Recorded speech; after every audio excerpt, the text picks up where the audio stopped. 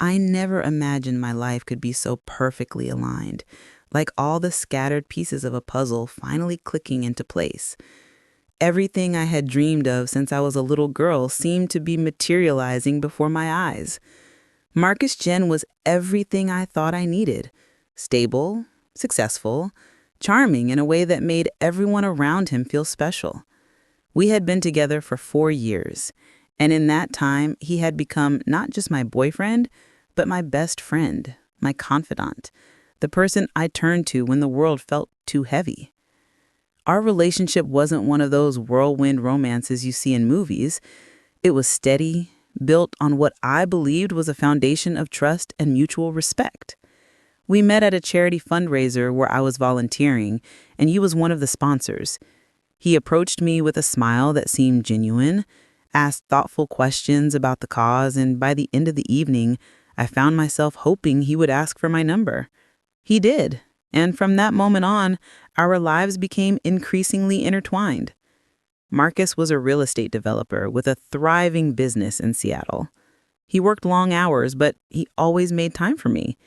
Or at least that's what I told myself. There were late nights at the office, business dinners that ran past midnight, weekend conferences that took him out of town. But he always came back with stories, with little gifts, with reassurances that made me feel like I was the center of his universe, even when he was physically absent. When he proposed, it was during a weekend getaway to the San Juan Islands. We were standing on a cliff overlooking the ocean at sunset, and the sky was painted in shades of pink and orange that seemed almost unreal. He got down on one knee, pulled out a ring that sparkled in the fading light, and asked me to spend the rest of my life with him. I said yes without hesitation, tears streaming down my face, convinced that this was the moment everything in my life had been leading toward. The engagement period was a blur of planning and excitement. I threw myself into every detail, wanting everything to be perfect. I spent hours with wedding planners, florists, caterers, and photographers. I created Pinterest boards and spreadsheets, tracking every element from the color of the napkins to the timing of the toasts. Marcus was supportive but distant during the planning process, often telling me that he trusted my judgment and that whatever I chose would be perfect. At the time, I thought it was sweet that he was giving me free rein. I didn't realize he was simply uninvested. For my maid of honor, there was only one choice: Vanessa Richardson. We had been inseparable since college, where we had been roommates during our freshman year. She was there when I bombed my first exam, when I had my first real heartbreak, when I lost my grandmother. She was the sister I never had, the person who knew all my secrets, all my fears, all my dreams. We had even joked about being each other's maid of honor someday, planning our hypothetical weddings during late-night conversations over cheap wine and takeout pizza. Vanessa was thrilled when I asked her. She hugged me so tightly I could barely breathe, squealing with excitement about dress shopping and bachelorette parties and all the traditions that come with being someone's maid of honor. She seemed genuinely happy for me, genuinely invested in making sure my wedding day was everything I had ever dreamed of. I trusted her completely, never questioning her motives, never doubting her loyalty. Looking back now, I can see the signs I missed. The way she would sometimes fall silent when I talked about Marcus, a strange expression crossing her face before she forced a smile, the way she volunteered to handle certain aspects of the wedding planning, insisting on meeting with vendors alone so I wouldn't be overwhelmed. The way she and Marcus seemed to have developed their own friendship, texting each other about wedding details, grabbing coffee together to discuss surprises they were planning for me. I thought it was wonderful that two of the most important people in my life got along so well. I was naive. We decided to get married at a historic inn in the Cascade Mountains, about 2 hours outside of Seattle. The property was breathtaking, a grand lodge built in the 1920s, surrounded by towering pine trees and overlooking a crystal-clear lake.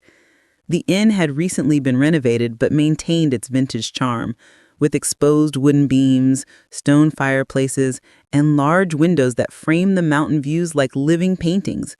It was secluded and intimate, perfect for the small wedding we had planned. The inn had enough rooms to accommodate our immediate families and the wedding party for the entire weekend. We wanted it to be more than just a ceremony and reception. We wanted it to be a celebration, a gathering of the people who mattered most to us. The plan was for everyone to arrive on Friday afternoon, have a casual rehearsal dinner that evening, and then spend Saturday preparing for the ceremony that would take place at sunset.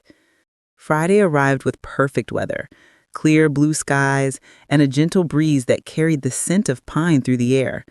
I drove up to the inn with my parents, my mother chattering excitedly about how beautiful everything looked, my father driving with the quiet contentment of a man who was about to give away his daughter.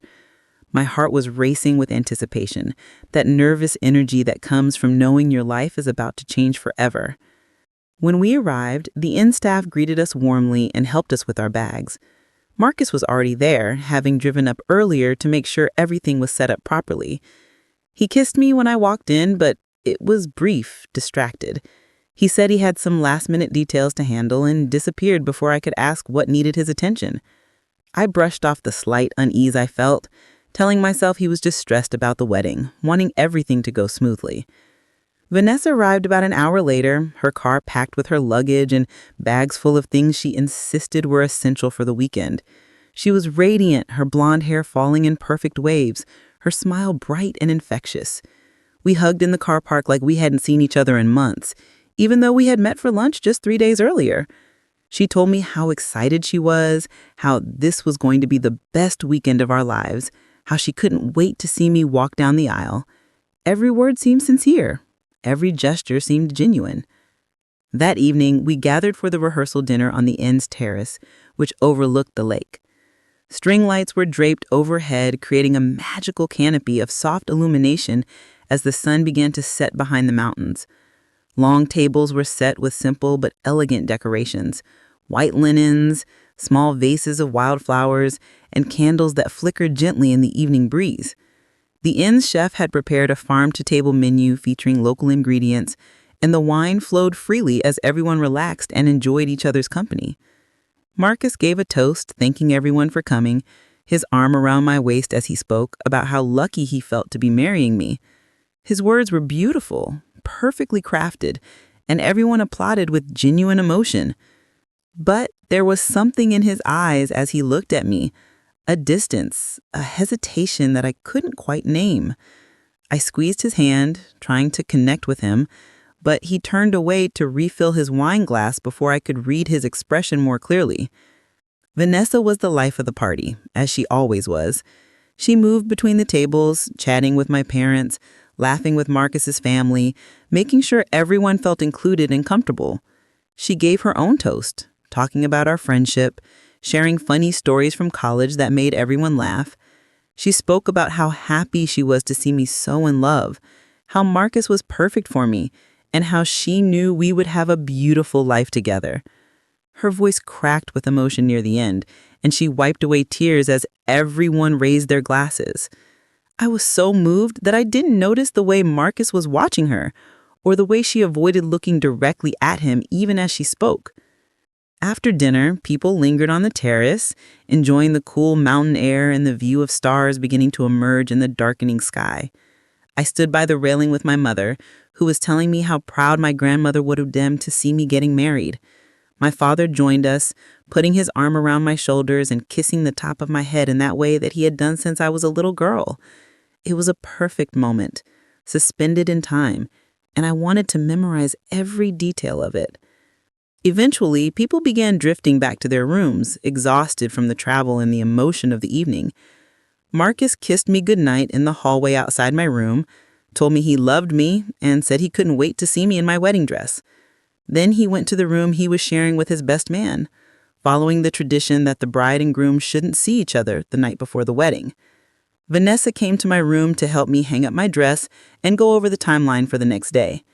We talked about nothing and everything, lying on the bed like we had done 1,000 times before, and I fell asleep feeling grateful, loved, and completely unprepared for what was coming. I woke up on my wedding day to the sound of birds singing outside my window and sunlight streaming through the curtains. For a moment, I just lay there, letting it sink in. This was it. The day I had been planning for months, the day that would mark the beginning of my married life. I felt a flutter of nerves mixed with excitement, that intoxicating combination that makes you feel intensely alive. Vanessa knocked on my door at exactly 7:30, as we had planned, carrying a tray with coffee, fresh fruit, and pastries from the inn's kitchen. She was already dressed in casual clothes, her hair tied back, ready to help me through the long day of preparations ahead. We ate breakfast while going over the schedule. Hair and makeup would start at 9, the photographer would arrive at 11, and the ceremony was set for 6 in the evening, timed perfectly to catch the golden hour light. The morning passed in a pleasant blur of activity. The hairstylist and makeup artist arrived right on schedule, transforming the room into a makeshift salon. My mother and Marcus's mother joined us, along with my 2 bridesmaids, my cousin Emma and my friend from work, Riley. We drank champagne, took photos, and laughed at inside jokes while romantic music played softly in the background. Vanessa orchestrated everything with practiced ease, making sure everyone was on schedule, that nothing was forgotten, that every moment was being captured by the photographer. As I sat in the chair having my makeup applied, I watched Vanessa in the mirror. She was texting someone, her face serious and focused. When she noticed me watching, she quickly smiled and said she was just confirming some final details with the florist. I nodded, not thinking anything of it. She had been so helpful throughout the planning process, taken on tasks I didn't have time for, liaising with vendors so I didn't have to. I was grateful to have her managing all the little details. By mid-afternoon, I was ready to put on my dress. It was a stunning gown. Ivory silk with delicate lace appliques, a fitted bodice that flowed into a full skirt, and a long train that would trail behind me as I walked down the aisle. It had taken me months to find, trying on what felt like hundreds of dresses before I found the one that made me feel like a bride. Vanessa helped me step into it, carefully buttoning the tiny pearl buttons that ran up the back, making sure every fold fell perfectly. When I looked at myself in the full-length mirror, I barely recognized the woman staring back at me. I looked radiant, ethereal, like I had stepped out of a fairy tale. My mother started crying the moment she saw me, and even Riley, who never cried, got teary-eyed. Vanessa stood back, her hand over her mouth, and told me I was the most beautiful bride she had ever seen. I believed her. I believed all of it. Marcus's mother brought me something old, a handkerchief that had belonged to his grandmother. My mother gave me something new, diamond earrings that sparkled in the light. Emma provided something borrowed, a vintage bracelet that had been in her family for generations. And Vanessa gave me something blue, a delicate garter with a small blue ribbon. All the traditions were being honored, all the rituals observed, and I felt connected to every bride who had come before me, every woman who had stood in a white dress and promised forever. The photographer took countless photos, me alone, me with my mother, me with all the bridesmaids, detail shots of the dress and the jewelry and the bouquet of white roses and greenery that Vanessa had helped me choose. Every moment was being documented, preserved for a future I thought I would want to remember. I posed and smiled, turned and laughed on cue, completely unaware that these would become the most painful photos I would ever look at. As the ceremony time approached, my father came to the room to escort me downstairs. He looked distinguished in his tuxedo, his silver hair combed back, his eyes shining with unshed tears. He told me I looked exactly like my mother did on their wedding day, and that he had never been more proud of me. We hugged carefully, trying not to wrinkle the dress or mess up my makeup, and I felt a wave of love for this man who had supported me through everything, who had taught me what it meant to be honest and strong and kind. The wedding was taking place in the inn's garden, where white chairs had been arranged in neat rows facing a wooden arbor that had been decorated with flowers and flowing white fabric. When we waited in the lobby for our cue, I could hear the string quartet playing, the murmur of guests settling into their seats, the rustle of anticipation that precedes every important moment. Vanessa gave me one last hug, told me she loved me, and then went to take her place at the front. The bridesmaids followed in their soft blue dresses, walking slowly down the makeshift aisle between the chairs. Then it was my turn. The music changed to the wedding march, and everyone stood. My father offered me his arm, and we stepped out into the garden. The late afternoon sun cast everything in a golden glow, and the mountains in the distance looked like they had been painted by an artist. I saw Marcus standing at the altar in his tuxedo, his hands clasped in front of him, and my heart swelled with what I thought was love. The walk down the aisle felt both endless and instantaneous. I was aware of people crying, of my mother dabbing her eyes with a tissue, of guests smiling and nodding as I passed. But my focus was on Marcus, on the man I was about to promise my life to. When I reached the altar and my father placed my hand in his, I expected to feel a surge of emotion, a profound connection. But his hand was cold, and when I looked into his eyes, I saw something I couldn't identify. Regret, maybe? Or fear? Or resignation? The officiant began the ceremony, speaking about love and commitment and the journey we were about to embark on together. I barely heard the words, too focused on trying to understand what was wrong with Marcus. He was going through the motions, saying his vows when prompted, but there was a mechanical quality to it, as if he was reciting lines from a script rather than speaking from his heart. I told myself it was just nervous, that everyone gets anxious at their own wedding, that the emotion would come once we were actually married. When the officiant asked if anyone objected to the marriage, there was the traditional pause where everyone holds their breath. The silence stretched for what felt like minutes, and I noticed Vanessa shift uncomfortably in her place of honor beside me. But no one spoke, and the ceremony continued. We exchanged rings, simple platinum bands that we had chosen together on a rainy Saturday afternoon months ago. When the officiant pronounced us husband and wife and told Marcus he could kiss his bride, his lips barely brushed mine before he pulled away. The guests applauded, music swelled, and we were married, but I already felt like something was terribly wrong. The reception was held in the inn's grand ballroom, where round tables had been set with gold chargers and more of those wildflowers that seemed to be everywhere. A band was set up in the corner, ready to play for our first dance and keep the party going into the night. The room looked magical, glowing with candlelight and filled with people who loved us.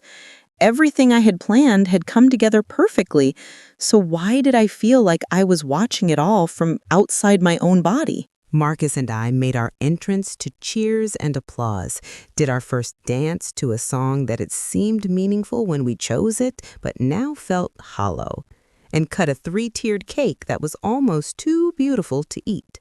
We posed for more photos, accepted endless congratulations, and moved through the room greeting guests and thanking them for coming.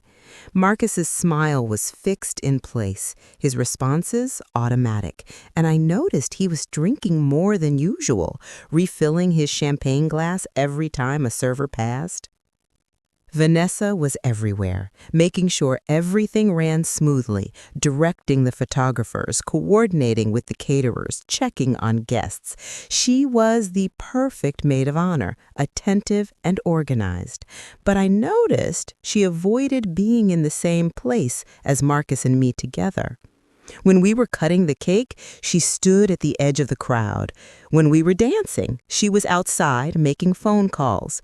When I tried to catch her eye to smile my thanks for all her help, she looked away. Dinner was served and toasts began. My father spoke about watching me grow up, about the little girl who used to stand on his feet while they danced, about how he was gaining a son but would always be my dad. Marcus's father talked about his son's accomplishments, his business success, his bright future. He welcomed me to the family with words that sounded sincere but felt strangely perfunctory. And then it was Vanessa's turn. She stood up slowly, glass in hand, and looked around the room. For a moment, she seemed like she might not be able to speak. Then she cleared her throat and began talking about our friendship, about the adventures we had shared, about how much my happiness meant to her. Her voice was steady, but her hand trembled slightly as she held the glass. She talked about Marcus, about how she had gotten to know him during the wedding planning, about how she could see how much he cared for me. Every word felt practiced, rehearsed, safe. She ended by saying she hoped we would be happy together, wished us a beautiful life, and sat down quickly to applause. I noticed she didn't look at either Marcus or me during the entire toast, keeping her eyes fixed on a point somewhere above our heads. As the evening progressed, the reception took on the comfortable chaos of a good party. People danced, laughed, told stories, and celebrated. I tried to lose myself in it, to enjoy what was supposed to be the happiest night of my life, but I couldn't shake the feeling that I was missing something, that there was a truth floating just beyond my reach. Marcus became increasingly withdrawn, spending more time at the bar than on the dance floor. When I approached him to ask if everything was okay, he assured me he was fine, just tired, just ready for the party to be over so we could be alone.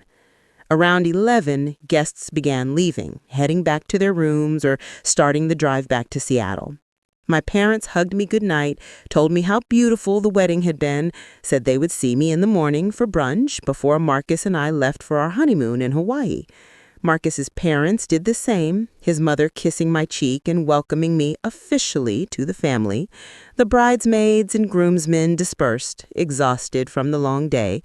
And finally, it was just Marcus and me in the ballroom, surrounded by the remnants of the celebration. Empty champagne glasses, scattered rose petals, melted candles. We walked upstairs to the honeymoon suite, a beautiful room that the inn had decorated specially for us. There were fresh flowers on every surface, candles ready to be lit, champagne chilling in an ice bucket, and rose petals scattered across the king-size bed with its white linens and mountain of pillows. It should have been romantic, intimate, the perfect setting to consummate our marriage and begin our life together. Instead, it felt like a stage set for a play I no longer wanted to be in. Marcus immediately loosened his tie and went to the window, looking out at the dark mountains silhouetted against the starry sky. I stood awkwardly in the middle of the room, still in my wedding dress, not knowing what to say or do. The silence between us was heavy, loaded with things that needed to be said, but neither of us knew how to begin. I walked up behind him and put my hand on his shoulder, trying to bridge whatever gap had opened between us. "Are you okay?" I asked softly. He didn't turn around. "I'm fine, just tired." "It was a beautiful wedding, wasn't it? Everything went perfectly." "Yes, it was perfect." His voice was flat, emotionless. "Marcus, please look at me. What's wrong? You've been distant all day and I don't understand why." He finally turned and the expression on his face made my stomach drop. He looked miserable, like a man carrying an unbearable weight. "Nothing's wrong. I'm just exhausted. Can we please just go to bed?" I nodded, hurt by his coldness but not wanting to start an argument on our wedding night. I went into the bathroom to change out of my dress, carefully hanging it up and putting on the white silk nightgown I had bought specifically for this night. When I came back out, Marcus was already in bed, lying on his side facing away from me with the lights off. The rejection was clear, unmistakable. He didn't want me. On our wedding night, my husband didn't want me. I climbed into bed on my side, leaving space between us, and stared at the ceiling in the darkness. I waited for him to say something, to explain, to apologize, to reach for me, but he just lay there, silent and still. And eventually I heard his breathing deepen into sleep. I lay awake for hours, confused and hurt, wondering what I'd done wrong, wondering if all marriages started this way, wondering if I had made a terrible mistake. Eventually, exhaustion won, and I fell into a restless sleep filled with anxious dreams I wouldn't remember. I woke up around 3 in the morning, disturbed by a sound I couldn't immediately identify. The room was dark except for the faint moonlight coming through the window, and it took me a moment to remember where I was. I reached across the bed for Marcus, wanting the comfort of his presence, but his side was empty and cold. He was gone. I sat up slowly, my heart beginning to race. Maybe he couldn't sleep and had gone downstairs for a drink or some air. Maybe he was in the bathroom. But as my eyes adjusted to the darkness, I could see the bathroom door was open and the light was off. I got out of bed and checked. It was empty. His shoes were gone from where he had kicked them off by the door. His phone wasn't on the nightstand where he usually left it. A knot of anxiety formed in my chest. Where would he go in the middle of the night on our wedding night? I put on a robe and went to the door, opening it quietly and looking out into the hallway.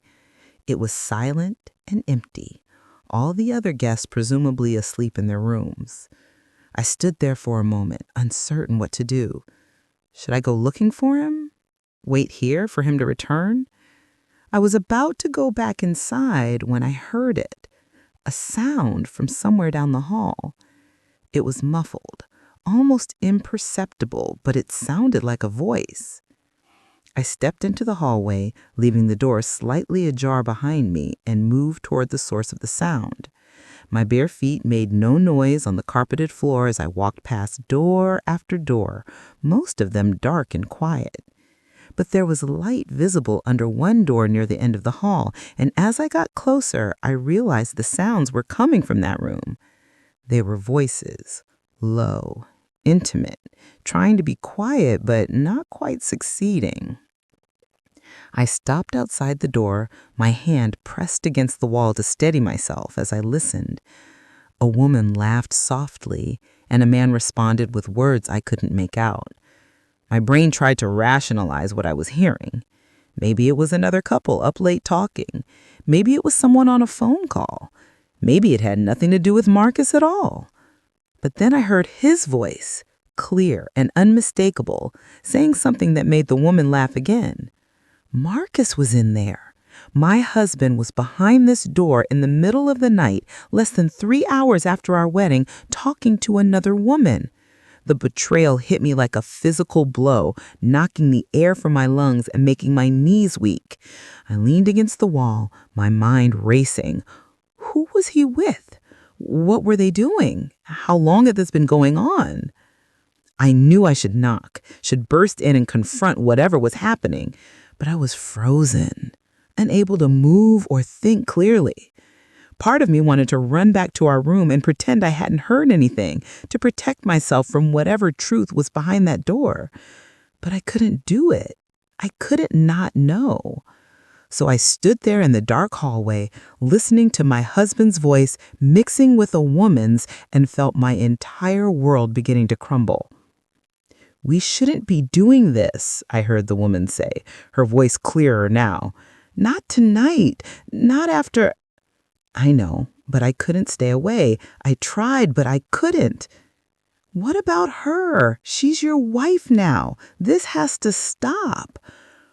I don't want it to stop. I don't know why I went through with it. I should have called it off. The words were like knives cutting into me. He should have called it off. My husband, hours after marrying me, was telling another woman he shouldn't have married me. I pressed my mouth over my mouth to keep from making a sound, tears streaming down my face. "Marcus, please," the woman said, and something in her voice sounded familiar, though I couldn't place it through the door. "We can't keep doing this. You made your choice." It was the wrong choice. "You're the one I want. You've always been the one I want." I couldn't listen anymore. I had to know who she was. I had to see with my own eyes what my husband was choosing over me on our wedding night. I raised my shaking hand and knocked sharply on the door, 3 loud raps that echoed in the quiet hallway. The voices inside immediately stopped. I heard frantic whispers, the sound of movement, someone swearing quietly. After what felt like an eternity, but was probably only 30 seconds, the door opened a crack, and Marcus's face appeared. His hair was disheveled, his shirt was untucked and partially unbuttoned, and his eyes widened in shock when they saw me standing there. For a moment, neither of us spoke. Then he tried to smile, tried to pretend everything was normal. "Hey, what are you up?" "What am I up? What are you doing up? What are you doing in this room? Who's in there with you?" "No one. I was talking to..." He trailed off as I pushed past him into the room. And that's when I saw her. Vanessa was standing by the window, her hair loose around her shoulders, wearing nothing but one of Marcus's shirts that barely reached mid-thigh. Her makeup was smudged, her lips swollen, and there was no mistaking what they had been doing. The woman I trusted more than anyone, my best friend, my maid of honor, was half naked in a hotel room with my husband hours after he had promised to be faithful to me. The room tilted sickeningly. I grabbed the back of a chair to keep from falling, staring at Vanessa with a mixture of disbelief and horror. She stared back at me, her face pale, her eyes filling with tears. Neither of them said anything. What could they possibly say? The evidence was right in front of me, undeniable and devastating. "How long?" I heard myself ask, my voice sounding strange and distant. "How long?" More silence. Vanessa looked at Marcus as if expecting him to answer, but he just stood there like a statue. I asked again, louder this time, my voice cracking with emotion. "How long?"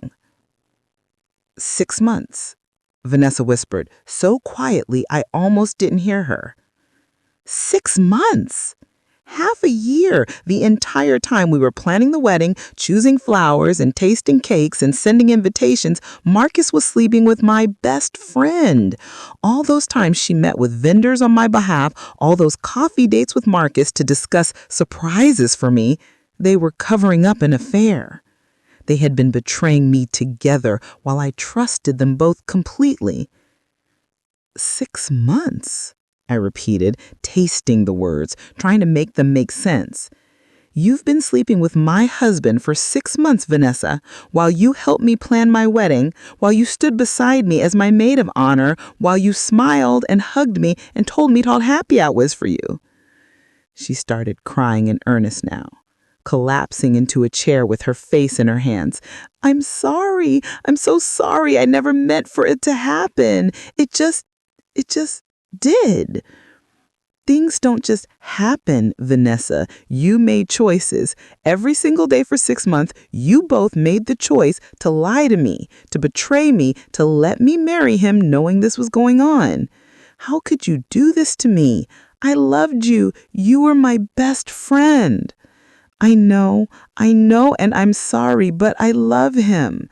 I'm in love with him." The words hit me like a slap. She loved him. She was in love with my husband. I turned to Marcus, who was still standing by the door, looking like he wanted to disappear. "And you?" I asked him. "Do you love her too?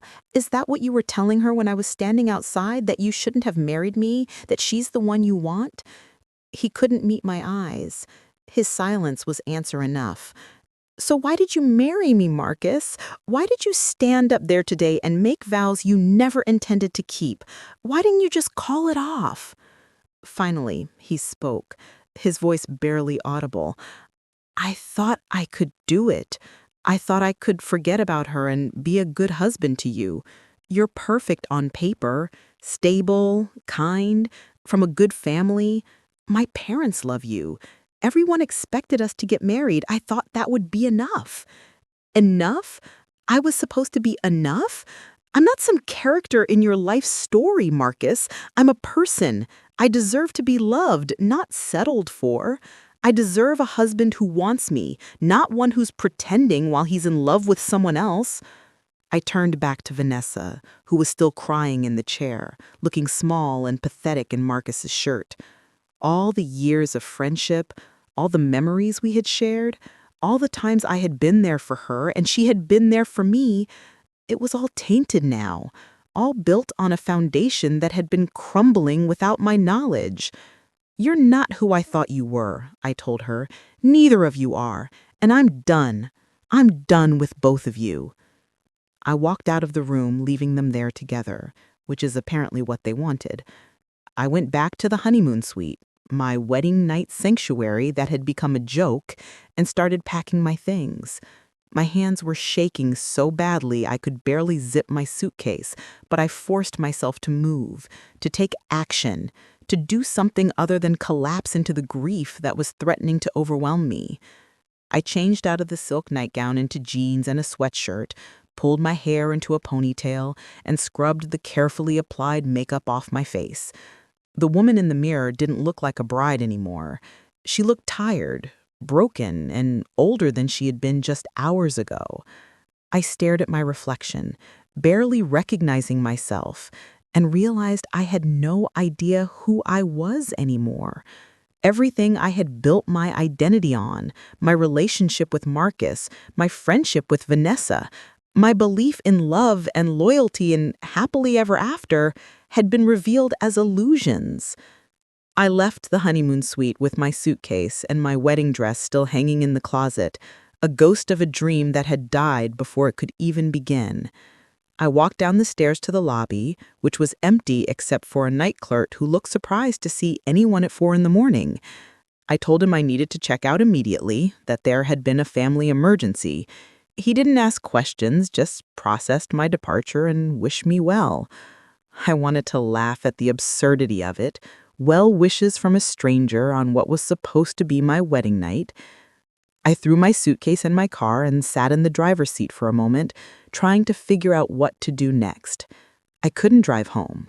I was too upset, too angry, too tired. I couldn't stay here with Marcus and Vanessa under the same roof. I couldn't face my parents and explain what had happened. So I just started driving, with no destination in mind, following the mountain roads through the darkness, crying so hard I had to pull over multiple times because I couldn't see through my tears. Dawn was breaking when I finally stopped at a small motel on the side of the highway, one of those generic places that exist purely for people passing through. I paid cash for a room and locked myself inside, collapsing onto the questionable bedspread and finally letting myself fall apart completely. I cried until I had no tears left, screamed into a pillow until my voice was hoarse, and then just lay there in numb silence as the sun rose and a new day began without my permission. I stayed in that motel room for 2 days, ignoring the dozens of calls and texts from my parents, Marcus, Vanessa, and various wedding guests who had heard what happened. News travels fast, especially when it's scandalous, and apparently Marcus and Vanessa had been discovered by a housekeeping staff member that morning, which led to whispers that spread through the inn like wildfire. By the time brunch was supposed to happen, everyone knew that the groom had spent his wedding night with the maid of honor and that the bride had disappeared. My phone buzzed constantly with messages I couldn't bring myself to read. Voicemails piled up. I ordered food delivery to the motel room and ate mechanically, not tasting anything, just going through the motions of staying alive. I took long showers where I cried until the water ran cold. I watched mindless television that I couldn't follow. I stared at the ceiling and tried to understand how my life had gone so catastrophically wrong in a matter of hours. On the 3rd day, I finally called my mother. She answered on the first ring, her voice thick with worry and relief. "Oh, thank God! Where are you? Are you safe? We've been so worried." "I'm fine, Mom. I'm at a motel. I just needed some time alone." "Sweetheart, come home. Let us help you through this. You don't have to be alone." "I can't. Not yet. I need you to do something for me. I need you to call a divorce lawyer, the best one you can find. I want to start proceedings immediately." There was a pause on the other end. Are you sure? Maybe you should take some time to think. Mom, he spent our wedding night with Vanessa. There's nothing to think about. My marriage is over before it even began. I want a divorce, and I want it handled quickly and cleanly. Can you help me with that? Of course. Of course I'll help you. Your father and I support whatever you decide. But please, come home. You shouldn't be going through this alone in some motel. I agreed to come home that afternoon, mostly because I knew my parents wouldn't stop worrying until they could see me with their own eyes. I checked out at the motel, threw my suitcase in the car, and made the drive back to Seattle in a fog of exhaustion and numbness.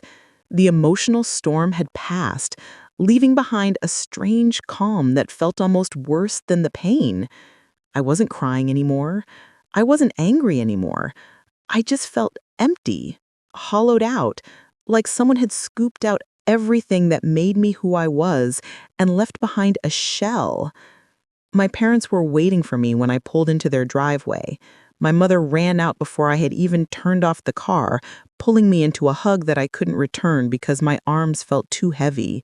My father took my suitcase and guided me inside, into the house where I had grown up, where I had been safe and loved and innocent. I collapsed on the familiar couch in the living room, and my mother brought me tea that I didn't drink and covered me with a blanket, even though it wasn't cold. They didn't press me to talk about it. They just sat with me, their presence a quiet comfort, until I finally found the words to tell them what had happened. I told them about the voices in the hallway, about finding Marcus and Vanessa together, about the confession that they had been having an affair for 6 months. My mother cried silently, her hand covering her mouth. My father's jaw clenched, his hands balling into fists, and I could see him struggling to contain his anger. "That son of a bitch," my father said quietly. "And Vanessa, after everything, after all the years you girls were friends, I can't believe it." "Neither can I said. "But it happened, and now I need to figure out how to move forward." My mother had already made some calls and had the names of 3 highly recommended divorce attorneys. The next morning, still in the clothes I had slept in, I went with her to meet with the first one. Her name was Patricia Morrison, and she had a reputation for being tough, efficient, and excellent at protecting her clients' interests. She was probably in her mid-50s, with short, silver hair and sharp eyes that assessed me as I walked into her office.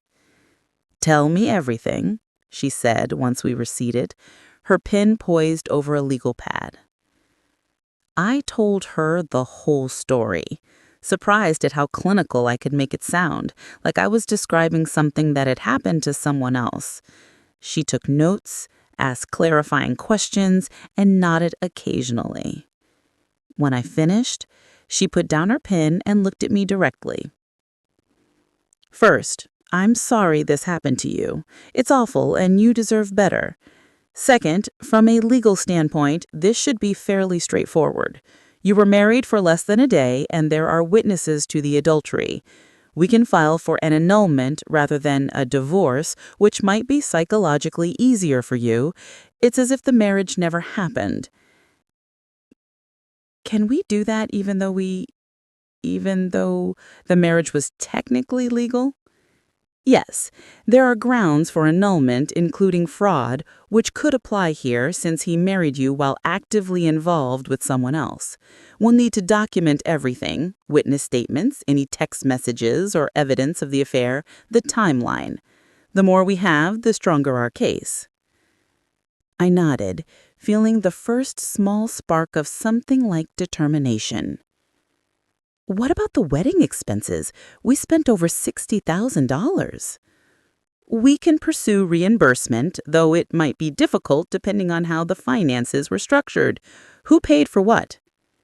"We split most of it, but my parents paid for the rehearsal dinner and some other things. His parents contributed too." We'll work on getting back whatever we can, and obviously any joint accounts or property will need to be divided, though since you've only been married for a few hours, that should be minimal. Over the next few weeks, I threw myself into the legal process with an intensity that probably worried my parents. I gathered documentation, wrote out detailed timelines, reached out to potential witnesses, including the housekeeping staff member who had found Marcus and Vanessa together. I went through our shared emails and texts looking for evidence of the affair, though Marcus and Vanessa had been careful to keep their digital communications seemingly innocent. What I did find was enough to paint a picture. References to meetings that never appeared on Marcus's work calendar, inside jokes that I didn't understand, Vanessa asking Marcus about my schedule, making sure she knew when I would be home or out. It was all circumstantial, but together it told a damning story of deception and planning. Marcus tried to contact me multiple times. He left voicemails apologizing, saying he had made a mistake, asking if we could talk and work things out. I never responded. My lawyer handled all communication, which was a relief because I didn't trust myself not to scream at him, or worse, to actually listen to his excuses. Vanessa also tried to reach out, sending long text messages about how sorry she was, how she never meant to hurt me, how the affair had started innocently and spiraled out of control. I read one of her messages, just one, before blocking her number. She claimed that she had developed feelings for Marcus while helping with wedding planning, that they had been spending so much time together and connected on a level she didn't expect. She said she tried to stop it, tried to end things before the wedding, but Marcus convinced her they'd figure it out after he was married. She painted herself as a victim of her own emotions, swept up in something she couldn't control. I wanted to throw my phone across the room. Nothing about this was out of her control. Every time she met Marcus in secret, every time she lied to me about where she was going, every time she stood beside me as my maid of honor, knowing she was sleeping with my fiancé, those were choices. She chose to betray me again and again, and no amount of apologizing could undo that.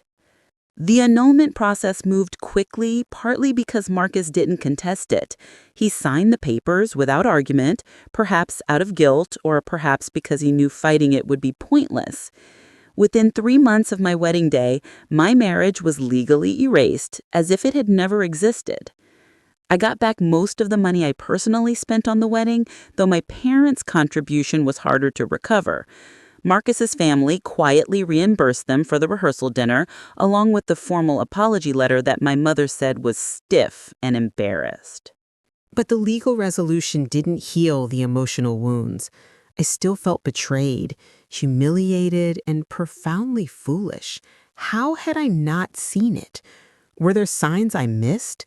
Had I been so caught up in the fairy tale of the wedding that I ignored red flags? I replayed every interaction, every conversation, looking for the moment I should have known. Maybe it was when Marcus became distant during the planning. Maybe it was when Vanessa volunteered to take on so many tasks. Maybe it was in the way they looked at each other during the rehearsal dinner, a glance I had noticed but not understood. My friends rallied around me, at least the ones who hadn't been closer to Vanessa. They brought me food, took me out for drinks, let me cry on their shoulders and rant about what had happened. But there was always an edge of pity in their eyes, a careful way they spoke to me, like I was fragile and might break at any moment. Maybe I was. Maybe I had already broken and was just pretending to be whole. I couldn't go back to work right away. I was a marketing director at a tech startup, a job I had loved and excelled at. But I couldn't focus on campaign strategies and brand positioning when my own life felt like it had imploded. I took a leave of absence, telling my boss I needed time to deal with the personal crisis. He was understanding, said I could take as much time as I needed, and assured me my job would be waiting when I was ready to return. With too much time on my hands and too many thoughts racing through my head, I decided I needed to get away completely. I booked a trip to Thailand, a place I had always wanted to visit but had never had the courage to go alone. I spent a month traveling from Bangkok to Chiang Mai to the islands in the south, staying in hostels, meeting other travelers, and slowly remembering who I was outside of my relationship with Marcus and my friendship with Vanessa. There was something liberating about being in a place where no one knew me, where I didn't have to explain what had happened or deal with sympathetic looks. I was just another tourist exploring temples, eating street food, and trying to figure out her life. I met people from all over the world, heard their stories, and realized that everyone carries some kind of pain, some kind of disappointment. Mine wasn't unique, even if it felt overwhelming. One night on a beach in Krabi, I sat watching the sunset with an Australian woman named Claire who was traveling after her own divorce. We had bonded over shared experiences of betrayal and rebuilding, and she told me something that stuck with me. "The best revenge is living well," she said, digging her toes into the sand. "Not for them, but for you. Show yourself that you're stronger than what happened. Build a life that's so good, so full, that you look back on this as the moment everything actually got better, not worse." I thought about that a lot in the weeks that followed. Could I really turn this disaster into something positive?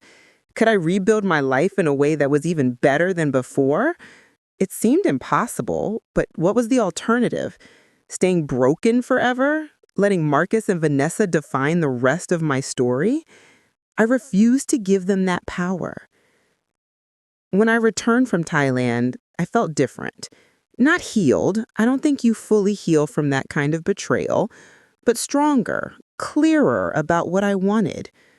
I went back to work with renewed focus, throwing myself into projects with an intensity that impressed my colleagues and concerned my boss, who gently reminded me that work-life balance was important. But work was my salvation during those months. It gave me purpose, achievement, something I could control when so much of my life felt like it had imploded. I led a major campaign that brought in 3 new corporate clients. I mentored junior staff members.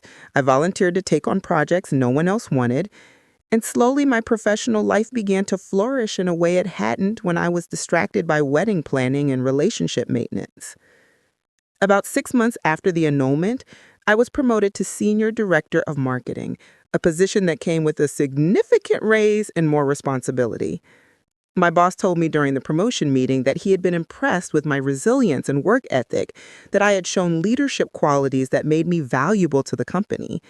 It was the first time since the wedding that I felt genuinely proud of myself, that I felt like I was more than just the woman whose husband cheated on her with her best friend. I moved out of my parents' house, which I had been staying since coming back from Seattle, and found a beautiful apartment in a trendy neighborhood downtown. It was small but modern, with floor-to-ceiling windows that overlooked the city and enough space for me to create a home that was entirely mine. I decorated it carefully, choosing pieces that reflected my taste rather than compromising with a partner. I painted one wall a deep teal color that Marcus would have hated, but that I loved. I bought plants and learned how to keep them alive. I created a space where I felt safe and comfortable and entirely myself. I also started therapy, something I probably should have done immediately, but had resisted because it felt like admitting I couldn't handle things on my own. My therapist, Dr. Sarah Kim, was patient and insightful, helping me work through not just the betrayal, but the deeper issues it had brought to the surface. My tendency to trust too easily, my fear of being alone, my habit of defining myself through my relationships rather than my own achievements. "You spent so much energy being Marcus's fiance and Vanessa's best friend that you forgot to be yourself," Dr. Kim told me during one session. "This is an opportunity to figure out who you are when you're not performing those roles. It's painful, but it's also freeing." She was right. For the first time in years, I had to think about what I actually wanted, not what I thought I should want or what would make other people happy. I started saying no to things that didn't serve me. I ended friendships that felt one-sided or draining. I set boundaries with my parents, who meant well, but sometimes smothered me with concern. I learned to sit with discomfort instead of immediately trying to fix it or distract myself from it. I heard through mutual acquaintances that Marcus and Vanessa had moved in together shortly after my annulment was finalized. Apparently, they were trying to make a real go of it, as if their relationship, built on lies and betrayal, could somehow transform into something healthy and lasting. Part of me hoped they would be miserable together, that karma would catch up with them quickly. But Dr. Kim encouraged me to let go of that desire for revenge. Their relationship has nothing to do with you anymore, she said. Whether they're happy or miserable doesn't change what they did to you, and it doesn't affect your healing. Focus on your own journey. It was hard advice to follow, but I tried. I stopped asking friends about Marcus and Vanessa. I unfollowed their social media accounts so I wouldn't be tempted to check on them. I worked on accepting that I would probably never get the closure or apology I deserved, and that I had to create my own closure by moving forward. About a year after the wedding disaster, I decided to pursue something I had always been interested in but never had time for. I enrolled in a certification program for professional photography. I'd always loved taking pictures, documenting moments, and finding beauty in ordinary things, but I had never taken it seriously as anything more than a hobby. Now, with my evenings and weekends free, I threw myself into learning everything I could about composition, lighting, editing, and the technical aspects of the craft. Photography became my creative outlet, a way to see the world differently and capture moments of genuine emotion and beauty. I started doing small shoots for friends, family portraits, professional headshots, engagement photos that made my heart ache a little bit, but also reminded me that love was still possible, even if mine had failed so spectacularly. My work was good enough that people started asking for my card, referring me to their friends, and soon I was booking paid shoots on the weekends. It wasn't about the money. My corporate job paid well enough that I didn't need the extra income. It was about creating something, about having a passion project that was entirely my own, that no one could take away from me. When I was behind a camera, I felt present and focused in a way I hadn't felt in years. The world narrowed to the frame in my viewfinder, and all the noise in my head quieted. Through the photography community, I met new people who became genuine friends. They didn't know my history, didn't see me as the scorned bride, just saw me as someone who shared their passion. We would meet for photo walks through the city, critiquing each other's work, sharing tips and techniques. It was refreshing to build relationships based on shared interests rather than shared history. One of these new friends was a woman named Jasmine, who ran a successful photography business specializing in commercial work for restaurants and hotels. She took me under her wing, teaching me about the business side of photography and connecting me with potential clients. She became a mentor and friend, someone I could talk to about both my professional aspirations and my personal struggles. "You've got a good eye," Jasmine told me after reviewing my portfolio one afternoon at a coffee shop. "You capture emotion really well, genuine moments that don't feel posed. Have you thought about doing this full time?" I laughed, dismissing the idea. I love photography, but I'm not ready to give up the stability of my corporate job. Maybe someday, but not yet. Fair enough, but keep it in mind, you're talented enough to make a real career out of this if you wanted to. The compliment meant more to me than she probably realized. For so long, I had felt like a failure, like I couldn't trust my own judgment after being so spectacularly wrong about Marcus and Vanessa. Building something new, something I was good at, helped restore my confidence in myself. Around the 18-month mark after my wedding disaster, I heard through the grapevine that things had fallen apart between Marcus and Vanessa. Apparently, the relationship that had seemed so passionate and inevitable when it was forbidden had become complicated and fraught once it was out in the open. They fought constantly, according to friends of friends who were still connected to them. Marcus was apparently just as emotionally distant with Vanessa as he had been with me. Vanessa had become insecure and jealous, constantly worried that Marcus would cheat on her the way he had cheated on me. The irony wasn't lost on me. They had destroyed my life for a relationship that turned out to be just as dysfunctional as the one I had escaped. But instead of feeling vindicated or satisfied, I mostly felt sad. Sad for the time I had wasted, sad for the friendship I had lost, sad for the person I had been who thought that wedding would fix everything. Then came the news that they had broken up for good. Marcus had apparently cheated on Vanessa with someone else, repeating exactly the pattern I should have seen coming. Vanessa was devastated. Her social media posts, which I saw through a friend who still followed her, became increasingly desperate and bitter. She posted vague comments about trust and betrayal, apparently without any sense of irony about her own role in betraying me. A few weeks after their breakup, I got a message from Vanessa. It appeared on Facebook Messenger, since I had blocked her number. The message was long, rambling, full of apologies and justifications and pleas for forgiveness. She said she understood if I couldn't forgive her, but she needed me to know how sorry she was, how she had lost everything: Marcus, her friends, her self-respect because of the choices she made. She claimed that losing me was the worst part, that our friendship had meant everything to her, and that she would spend the rest of her life regretting what she had done. She claimed that Marcus had manipulated her, that he had told her I didn't really love him, that he had pursued her relentlessly until she gave in. She painted herself as a victim of his charm and lies, even while acknowledging that she still made the choice to betray me. I read the message once, then closed it without responding. Dr. Kim and I had talked about this possibility, about what I would do if Vanessa reached out.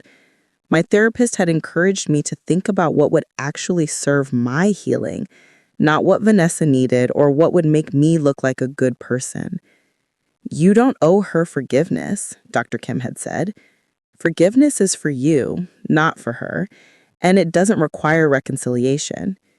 You can forgive someone for your own peace while still choosing not to have them in your life.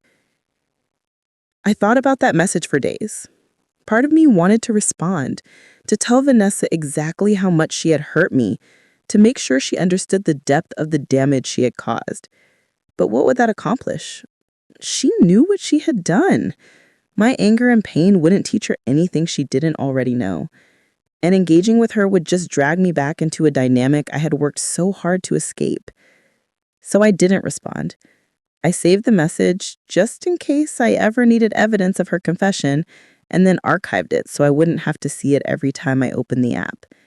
It wasn't forgiveness exactly, but it was letting go, which felt close enough. 2 years after my wedding day, I was living a life I couldn't have imagined during those dark days in the motel. I had been promoted again at work, now heading up the entire marketing department. I had a side business doing photography that was growing steadily. I had a group of genuine friends who supported and challenged me. I had learned to be alone without being lonely, to find joy in small moments, to trust my own judgment again.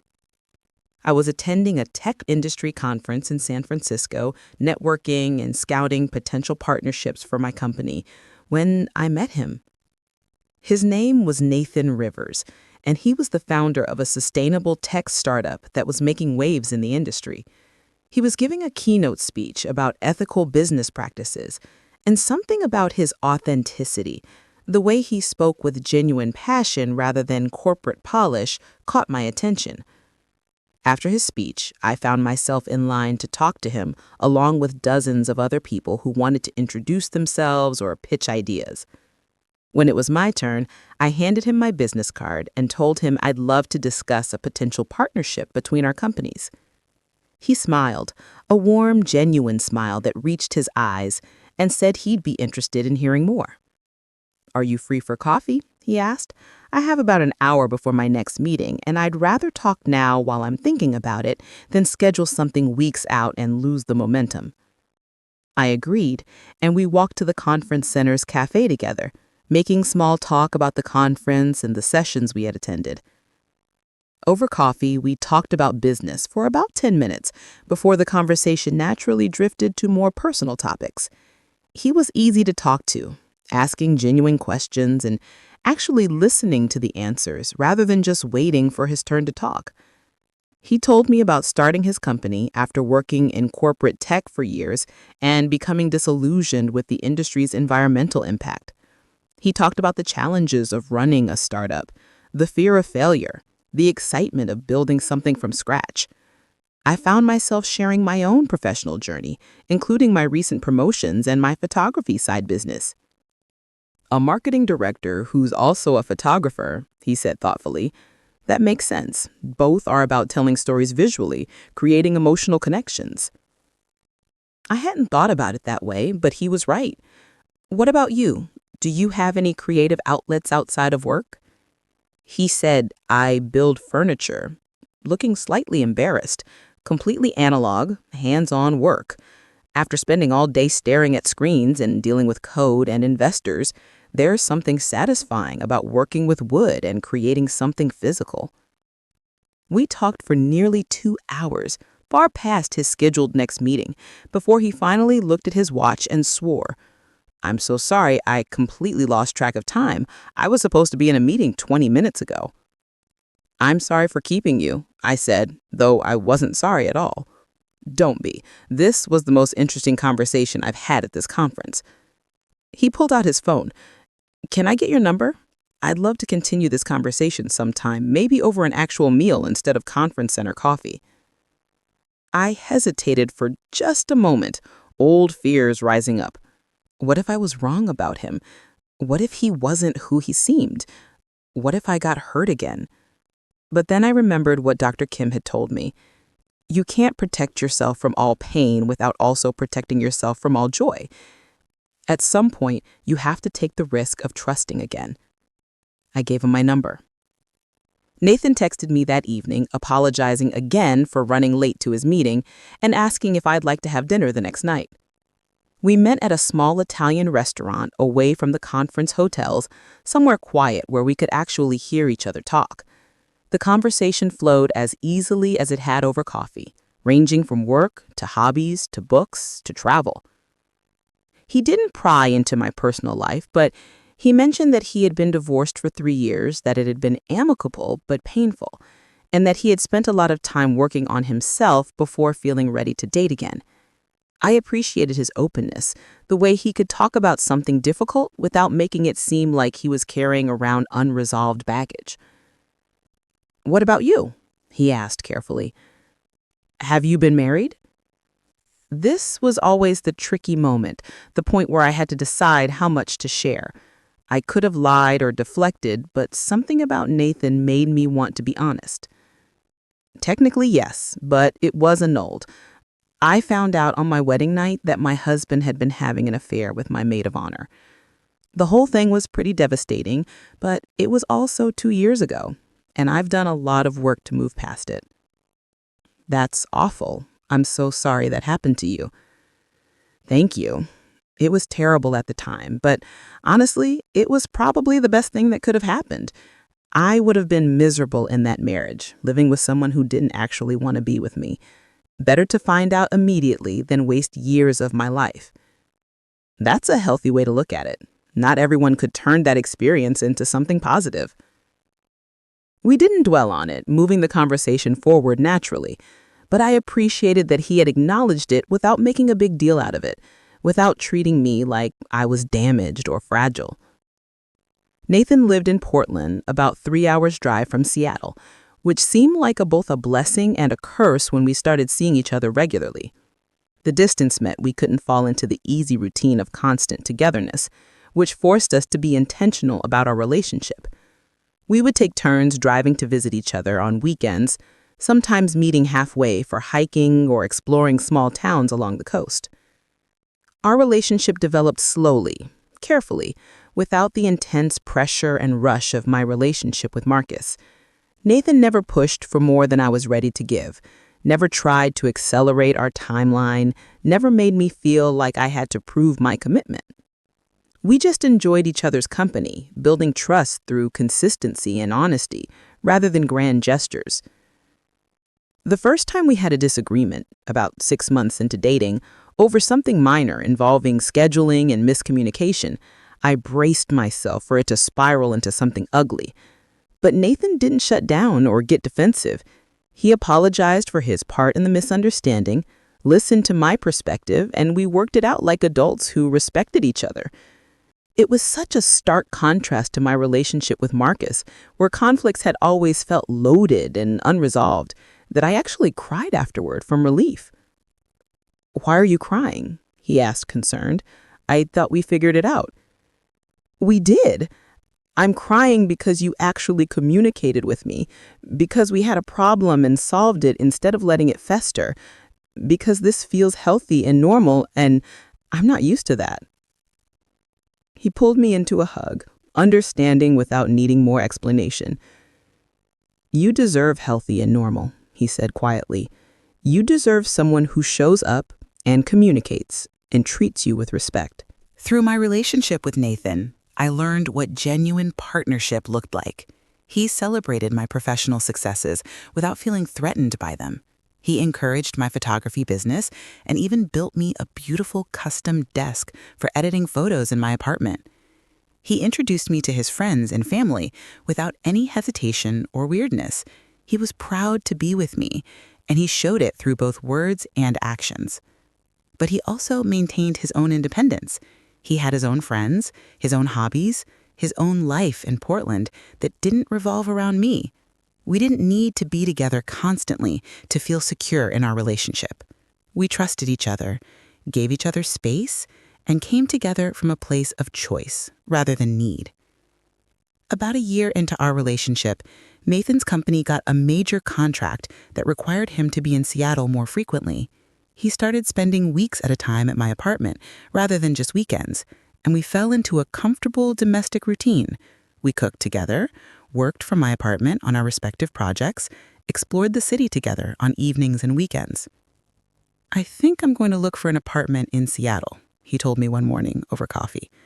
"My company is going to be working on this contract for at least 2 years, and I'm tired of living out of a suitcase. Plus, I'd like to be closer to you." My immediate reaction was excitement, but it was followed quickly by anxiety. "That's a big move. Are you sure you want to do that? What if things don't work out between us?" He set down his coffee mug and looked at me seriously. "First, I'm making this move primarily for work. Being in Seattle makes sense for my company right now. But yes, being near you is a big factor. And honestly, I'm not worried about things not working out. I know it's scary given what you've been through, but I'm not Marcus. I'm not going to suddenly change or decide I don't want to be with you. I'm in this, fully, and I have been for a while." "I know you're not Marcus," I said quietly.